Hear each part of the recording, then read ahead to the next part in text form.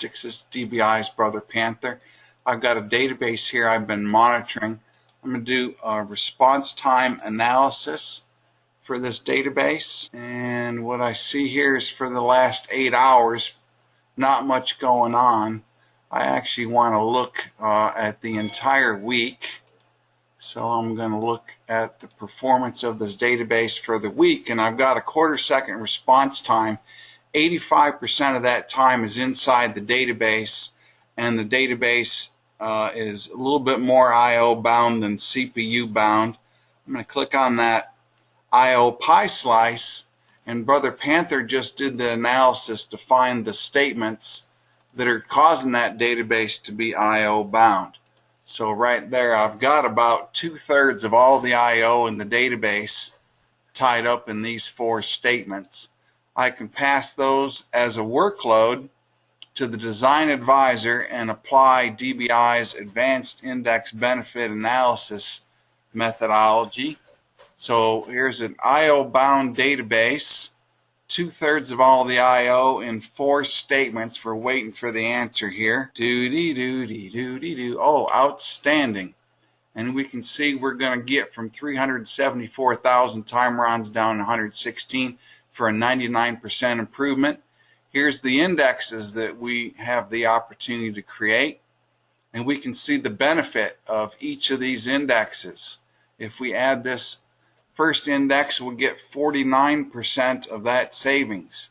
If we add this second index, we get 46% of that savings. And if we add this third index, well, that's not a very big contributor to all that savings. So I take these first 2, that's the bulk of my savings, click on create. There they are in my editor. I'm ready to go. And just like that, in about a minute, I just took 2/3 of the I/O out of an I/O bound database. Isn't that easy? Yes, it is.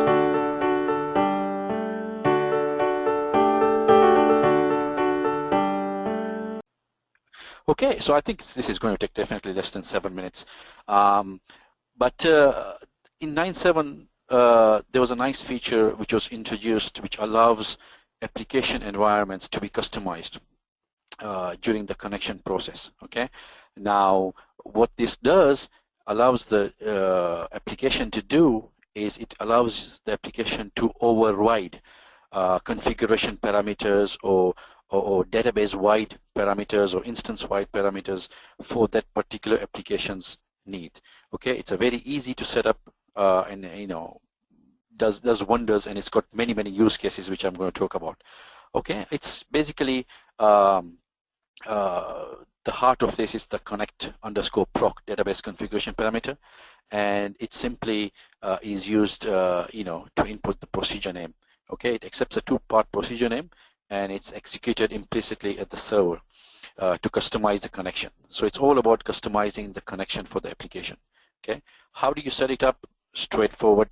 Define an SQL procedure with the 2-part name, give execute privileges on the connect procedure to public, and then basically update the database configuration parameter to indicate that this new procedure is to be invoked for any new connection.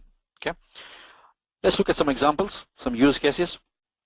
So for example, if I want to set the log timeout for a specific user, right? We all know that log timeout is a database configuration parameter. It's set to -1 for God knows what reason by default.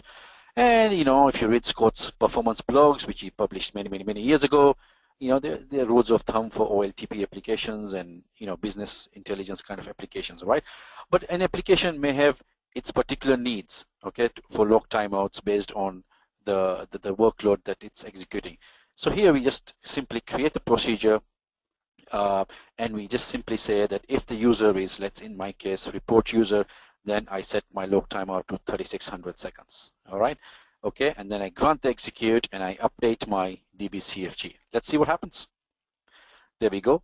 So I connect to my database. All right, and when I look at my parameter, you can see that it's set to 3600 seconds. Okay. Second example, Again, if I want to set local list to a fixed value, okay, instead of allowing STMM to run haywire or whatever, for my particular application, I need a certain amount of local list. Again, very simple. I reset the connect proc database configuration parameter, create my procedure, as you see there, and there we are. Okay, update the lock list immediately and update the configuration parameter, and we are set. Okay, so if you look at this and we check the value, then for the lock list parameter, it is set to 40,000 pages, 4K pages. Okay. To finish off, okay, very many, there are very many examples I can give, but these are just some of the interesting areas which where you can use this connect procedure to customize your connections. Okay, you can set isolations depending on the different users or applications or time of the day when you're running your batch jobs or whatever. You can audit your connects. Okay, who is connecting from where and all that stuff can be audited. You can restrict connects as well. So you can say, if the host is a certain name, if the user is coming from a certain IP address, restrict the connection, don't allow the connection, right?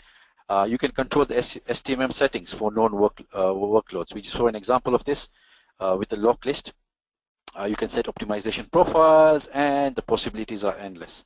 Okay, as with everything, of course, you have to use this widely and with care, because some of the settings might be, you might set it for the whole database. So just be careful. As always, test it on a development server or on a test server before you go at implementation and implement it. But this is it is very powerful. It is very a useful tool for application DBAs to use.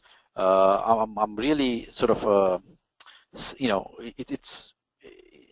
I'm taken aback when I go to sites which people have got 9.7 and beyond, and they still haven't heard about the Connect Proc, and they try to do various different crazy ways of doing things when it could be done very simply. So it's there from 9.7. 80% of you today are using 9.7. Start using it if to customize your applications if you need that. So that's it for me. Thanks, Scott. Well, thank you, Iqbal. Do you have like a slide to put up with your contact info and stuff like that? Wow. Wow. All right. Let's see what our audience thought of your presentation.